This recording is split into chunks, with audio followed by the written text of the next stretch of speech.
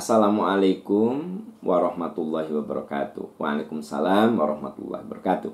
Pak Aam, saya suka merasa hampa ketika anak-anak pergi main dengan teman-temannya. Saya single parents. Saya berdoa agar kami lebih bisa bersama di rumah. Dan saya nggak suka anak-anak dibawa mantan suami, karena dia sudah menikah lagi. Sekarang Allah mengabulkan doa itu. Kami selalu bertiga di rumah, tapi bersamaan dengan adanya ancaman corona di luar. Apakah saya salah dalam berdoa? Ya, Ibu, pertama ada hampa yang sifatnya manusiawi.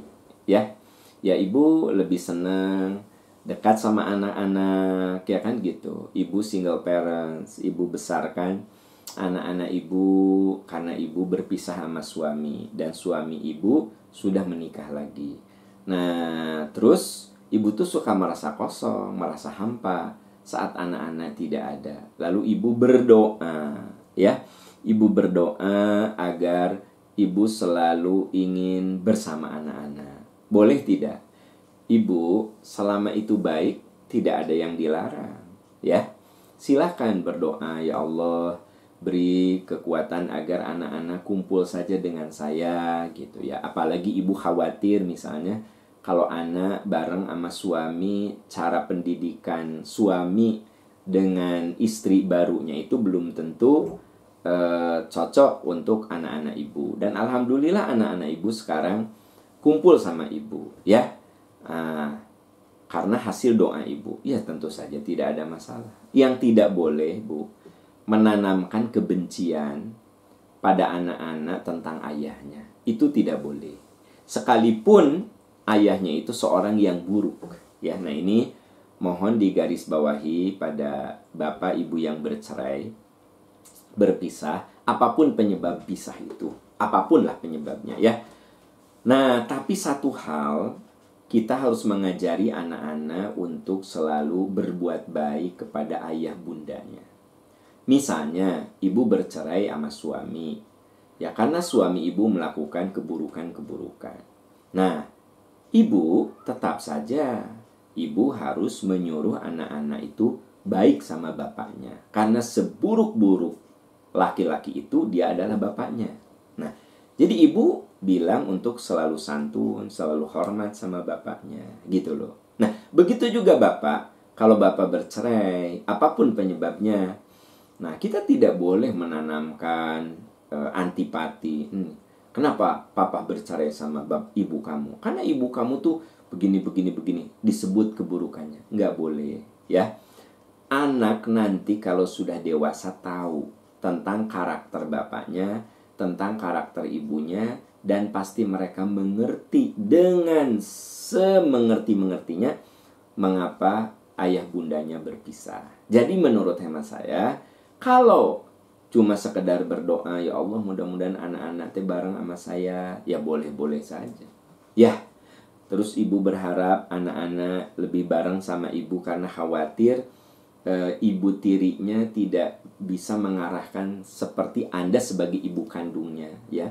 Nah, lalu Anda berdoa, berharap. Boleh? Boleh. Saya katakan yang tidak boleh apa, Bu? Jangan menanamkan kebencian atau informasi-informasi buruk kepada anak-anak kita tentang ayah dan bundanya, ya. Ibu kesel sama suami atau kepada mantan suami, tapi nggak usah ngomong, tuh, dia tuh, bapakmu itu sesuatu yang buruk, ya. Jangan sampai lakukan itu. Sekalipun memang bapaknya itu seorang yang buruk, begitu, ya. Biarkanlah anak yang tahu tentang kelakuan bapaknya. Tidak perlu kita ceritakan. Kamu tahu, Nak, apalagi yang paling parah, si anak itu belum cukup umur. Masih SD, masih SMP. Udah dijejali tentang, nih, bapak kamu tuh begini. Nah, ibu kamu tuh begini. Padahal itu belum waktunya. Nah, kecuali kalau nanti anak sudah dewasa, ya, sudah berpikir jernih, sudah kuliah, itu sifatnya diskusi. Dari hati ke hati, anak kita berpikirnya sudah relatif matang, secara psikis juga sudah matang, bolehlah cerita. Tapi catat, bukan menjelekkan, tapi bicara fakta. Ya. Nah, ini paling catatan saya. Kalau urusan Anda merasa hampa, itu kan manusiawi sekali. Kalau Anda biasa bertiga, tiba-tiba anak-anak pergi sama temennya, ya kan? Gitu. Terus ini asa sepi, ya manusiawi gitu ya. Oh, satu lagi. Tidak boleh ya kita menahan anak nanti, Bu, kalau ibu sudah, anak-anak sudah dewasa. Karena ada yang begini loh. Seorang anak muda cerita sama saya. Jadi memang itu single parents. Terus gini, Pak Am, saya mau nikah, tapi ibu saya selalu bilang gini, udah atuh, jangan nikah dulu, temenin mama. Nah, tolong ibu, bapak, jangan ngomong kayak gitu sama anak. Kalau kamu nikah nanti mama sama siapa? Kalau kamu nikah ayah sama ibu sama siapa? Gak boleh gitu. Anak itu ada masa dimana dia tuh harus berkeluarga. Maaf, saya ngomong begitu kan ada anak yang curhat sama saya.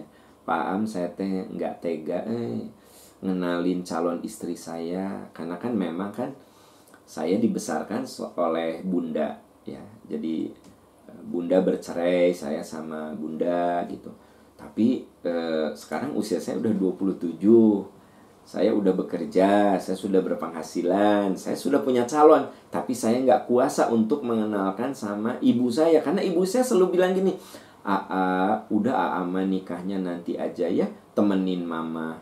Nanti aja ya, temenin mama. Nah tolong ibu, please, jangan sampai rasa kesendirian ibu menghalangi anak kita untuk melangkah menuju pernikahan. Cuna Pak Am, ada gitu orang gitu? Ada, makanya saya omongin juga ada. Jadi dia itu seolah menahan anaknya untuk menikah karena si ibunya teh sendirian, si ayahnya itu sendirian, atau karena itu anak tunggal, nanti kalau AA nikah, ayah dan mama sama siapa? Nah, jangan jadi orang egois seperti itu. Oke, insya Allah ibu nggak begitu, tapi kan saya perlu mengantisipasi, ya. Wallahu a'lam bishawab.